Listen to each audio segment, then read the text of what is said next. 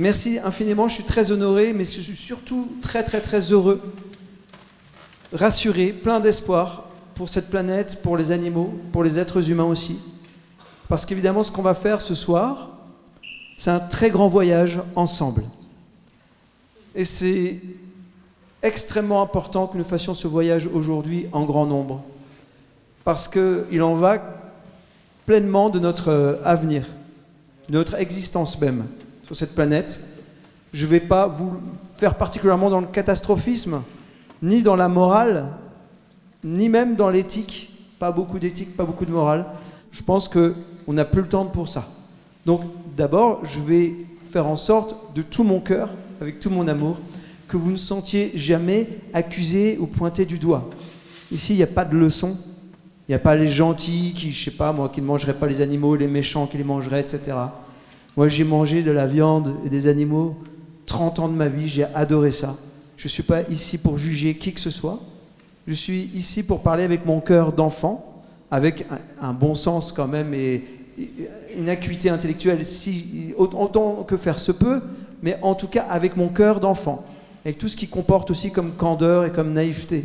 Et si je parle de cœur, c'est parce que, vous savez, quand on va dans un pays étranger et qu'on ne sait pas parler la langue, comment on se présente? On dit, moi, c'est Guillaume. On se montre là. Et je pense que notre identité profonde, celle derrière notre ego, notre mental, nos habitudes, nos traditions, notre nom, notre passé, nos opinions auxquelles on s'attache, on s'identifie à tout ça, derrière tout ça, il y a notre cœur. Et j'ai envie de vous demander une chose ce soir, si vous êtes d'accord, c'est que nous faisions ce grand voyage pendant 2 heures, de cœur à cœur, en faisant tomber les voiles, et notre ego, notre mental, comme si nous étions des jeunes enfants, dans toute leur candeur. Est-ce que vous êtes d'accord pour tenter de faire ça avec moi pendant 2 heures ce soir? Oui! Merci pour cet enthousiasme. Donc, je vais vous parler de vérité, non pas que je la détienne plus que vous. Je pense que si on est tous ici ce soir, c'est qu'on est en quête de vérité, pour faire de nous des personnes les plus libres possibles. Parce que quand on va à la recherche de la vérité, eh bien, on est capable ensuite de faire des choix lucides. Et puis, évidemment, je vais vous parler énormément d'amour. Pour moi, c'est une quête d'amour. Je vais vous parler d'amour toute la soirée. D'abord, nous allons parler des animaux, de ce qu'ils vivent sur cette planète réellement. Et puis, je vais vous parler ensuite d'environnement, de l'impact de toute notre consommation, en particulier notre consommation carnée, lactée, etc., sur notre planète. On parle du réchauffement climatique, on parle des pollutions, de la déforestation, des mers qui se vident, etc. C'est très important de voir ça en face. Et puis, troisième grand chapitre qui va, à mon avis, intéresser tout le monde, ça va être la santé et l'alimentation. Parce que nous sommes ce que nous mangeons. Aujourd'hui, c'est une épidémie de cancer, de maladies cardiovasculaires, de diabète, etc., de gens qui meurent les uns après les autres. Et ces maladies modernes, elles ont un sens, à mon avis, et elles ont des explications, qui, à mon avis, qui n'est pas compréhensible par tout le monde, et beaucoup de médecins ne sont pas encore au courant. Et ça, on va en parler dans ce troisième grand chapitre. Donc, pour commencer la conférence, je me présente très rapidement. J'étais musicien je le suis toujours, mais j'ai fait ça professionnellement pendant 15 ans. J'ai écrit une chanson qui s'appelle My Life's a Cage, Ma vie est une cage, qui a fait décoller tous ces projets. My Life's a Cage, c'est une chanson qui parle des animaux qui sont dans le couloir de la mort. Et j'ai chanté beaucoup cette chanson en concert. Elle apparaît sur un album et ensuite j'ai co-réalisé un film, donc du même nom, un court-métrage, qui a été soutenu par le moine bouddhiste Mathieu Ricard, par Frédéric Lenoir, le philosophe, par Jane Goodall, la biologiste, Émeric Caron, le journaliste.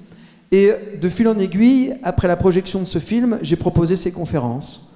Et en France, en Suisse, en Belgique, je les ai présentées de plus en plus. Et ça m'a amené donc à écrire ce livre, Un cri pour la terre. Alors ce n'est pas un cri particulièrement de colère ou de révolte, c'est avant tout un cri d'amour, c'est un cri de ralliement, c'est un cri d'alerte, parce que si nous ne faisons rien aujourd'hui, à l'intérieur déjà de nous-mêmes, dans nos changements, dans notre façon de voir le monde, eh bien, il ne se passera rien de nouveau. Et on va aller vers une impasse. Ça, c'est quelque chose de certain, on va en parler. Donc, tout ce que je vais dire dans cette conférence, vous le retrouverez dans le livre. Voilà. Alors, il n'y aura qu'une seule image de moi dans cette conférence, je vous rassure. Mais cette image, j'y tiens, c'est ma petite poule qui a tout déclenché chez moi. J'ai vécu une dizaine d'années en Belgique. Et alors, quand je suis arrivé là-bas, dans une maison que j'emménageais, on m'avait dit, tiens, il y reste des animaux, des poules, une chèvre, etc. Est-ce que tu veux les garder ou on les enlève? Alors moi, j'ai toujours adoré les animaux. J'ai toujours aimé, même si je les mangeais allègrement. Et j'ai dit, ben, cette poule, laissez-la. Il y avait 4-5 poules, laissez-les. Et il y a une petite poule, celle-là en particulier, qui est tombée amoureuse de moi. Mais je ne plaisante pas. Elle me suivait partout. Là, j'ai compris que les animaux, en fait, étaient des individus, étaient des personnes, avec chacun des goûts différents. Et moi, je suis aussi tombé amoureux de cette poule.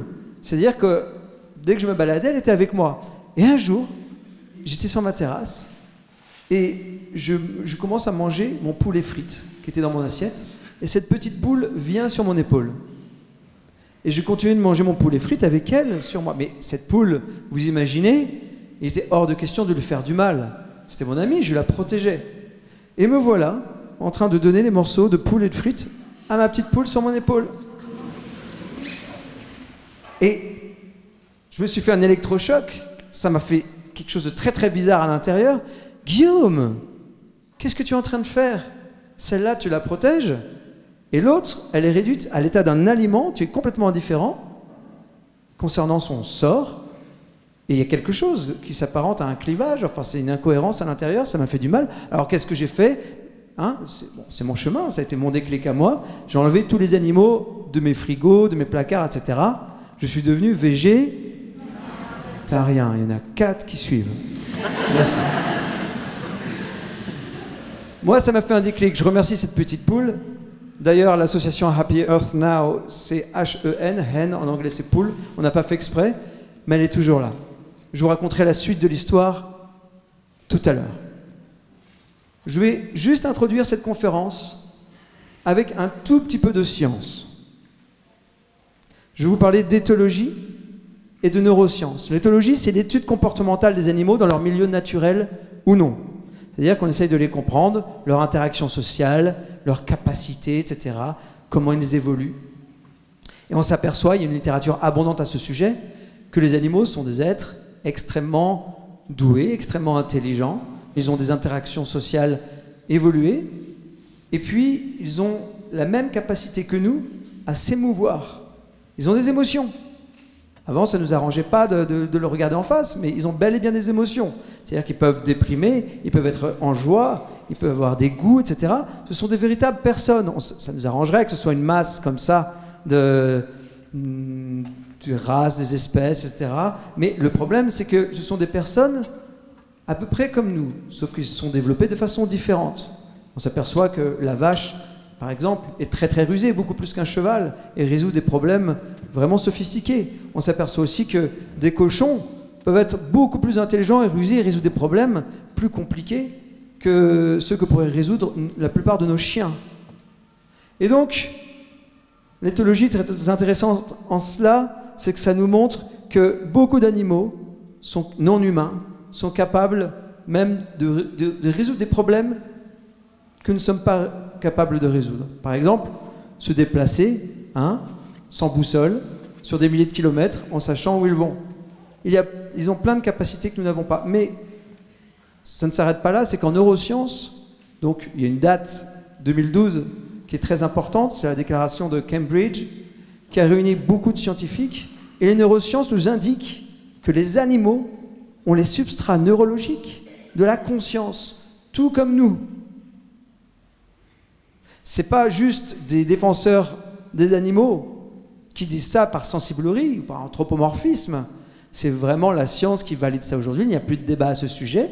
Nous avons certes des degrés de conscience différents, nous les êtres humains avec les autres animaux, mais nous avons la même nature de conscience. En particulier les oiseaux, les mammifères, les pieuvres, etc.